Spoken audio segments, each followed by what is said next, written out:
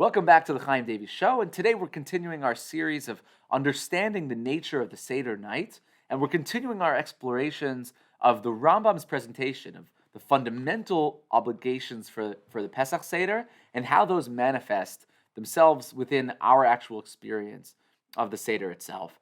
And we're actually in the middle of an idea that we started in the previous episode based on a reading of the Rambam's 7th chapter of Hilchot Chametz U'Matzah in paragraph 4. The Rambam there was talking about the narrative that we're meant to tell, the stories that we should speak out on Seder night. And the Rambam explained that there's actually two storylines which need to be developed and explored on the night of the Seder. And each of them needs to follow the pattern of what's called matchil b'gnut u'mesayem b'shevach. We start off by telling the negative, the dark and unhappy beginnings of where we came from, and we continue along that storyline until we arrive at the conclusion, which is praise and the positivity and the great things which resulted at the end. And so there were two storylines that needed to be followed. One of those storylines was the classic story of the Exodus of Egypt, namely that we started off as slaves, right? We ended up in Egypt, 70 souls, we descended with Yaakov to Egypt, and we spent centuries as slaves in Egypt, lost all capacity to be the masters of our own lives. And we conclude that story by telling about how God took us out of there with all the incredible miracles and the fact that we became free people. But there's another storyline, says the Rambam, which he actually prioritizes in his list, which is the story of intellectual freedom. And that is that we started as a people, or rather before we were a people, we started with idolatrous origins. We were an idol-worshipping people. We were a bunch of nomads living out there in the Middle East, worshipping idols like everybody else. And that there were a series of people, there were a series of choices made, which began to build bridges towards truth. There were people like Avraham Avinu and his children and grandchildren, all of their descendants, who committed themselves to the path of truth above all. And that ultimately the Almighty, in the conclusion of that narrative, brought us close to the truth by building a connection with Him, the source of all reality. And so those are two storylines that are meant to be followed on Pesach night. And we do both of those in the Seder, as we'll take a look at when we study the Haggadah Shel Pesach. And so take a look at what happens right now in the middle of paragraph 4, after the Rambam presents these two narratives. And he does something astonishing, because up until now, what we would have concluded is that we're supposed to sit down our families and tell these two stories. Talk about how we went from idolatry to the truth of connection with God, and how we went from slavery to liberty. But instead, the Rambam tells us that no, we don't just sit down and tell the story. We have to couch that storytelling into the interpretation of a very specific set of verses in the Torah. And it's not verses that show up in the book of Exodus. We're not going to open up the parshiot that discuss the actual story of freedom. Instead, the Rambam says to do something entirely different. And we also do this in our Haggadah Shel Pesach. So take a look at what he says. Vehu sheyidrosh me'arami oved avi ad sheyigmor kol haparasha. How do we fulfill this storytelling obligation?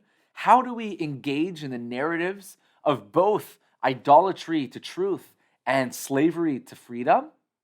We tell that story by expounding on the verses called Arami Oved Avi until we complete that entire text. So what is this text of Arami Oved Avi?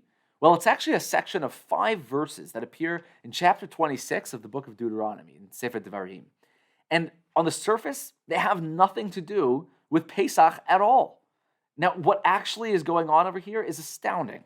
So this is a set of verses in the Torah that are actually meant to be recited on Shavuot. Shavuot? Why are we bringing in a Shavuot text on Pesach night? Well, there's an amazing thing here. When do we say them on Shavuot? You know, in the Torah, Shavuot is known as Yom HaBikurim, the day of the first fruits.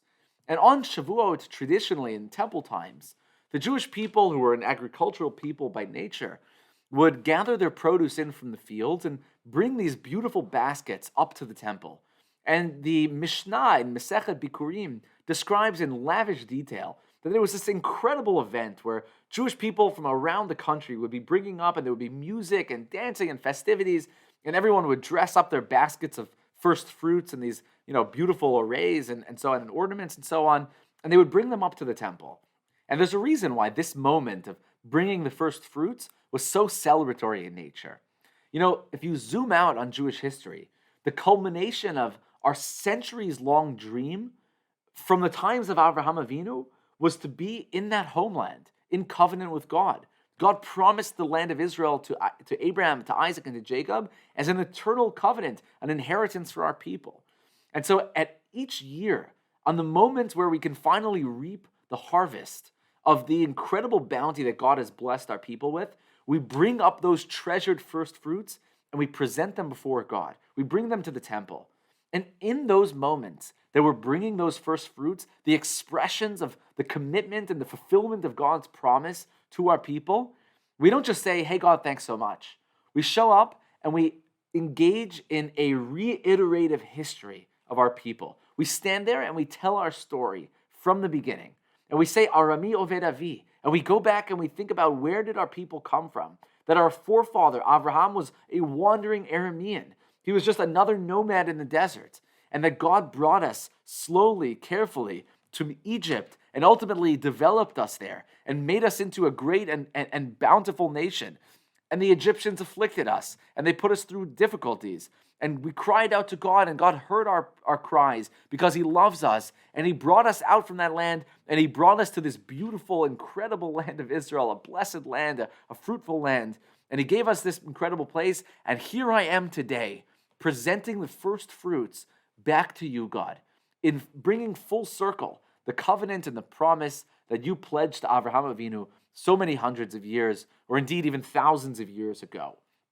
And so at Seder night, we actually unpack this text, Arami Oved Avi, and try to discover within this statement the entire history of our people, but not just the story of our slavery to liberty, but the story of our idolatry to intellectual freedom and a connection with truth itself. Now, we'll unpack this text more as we go through the Haggadah itself, but what the Rambam is telling us here is truly amazing, because this is a section of the Haggadah that for some reason, so many people kind of just skip through. There aren't really any songs over here. You're kind of just expounding on verses and going back and forth. And so often people just blur through this part of the Haggadah. But according to the Rambam, the way that we fulfill this mitzvah of telling the story of our freedom is through the actual exploration of these verses of Arami Oved Avi. So again, we'll take a closer look at this as we study the Haggadah itself.